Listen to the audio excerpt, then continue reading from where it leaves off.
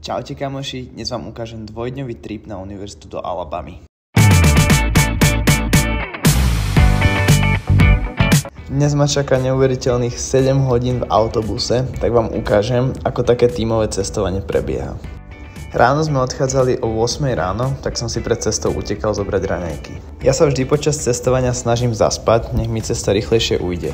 Na obed sme sa zastavili v Panera Bread a prvýkrát odkedy som v Amerike som jedol niečo podobné chlebu u nás na Slovensku. Takže 10 z 10 kamoši. Tu sme prechádzali cez Nashville a hneď ako sme prišli do Huntsville, kde zajtra odohráme zápas, sme sa vyložili na hotely a išli trénovať.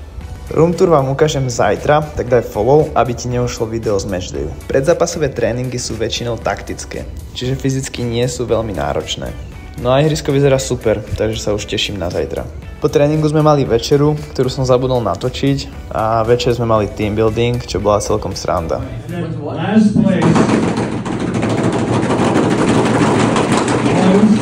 Dune FC.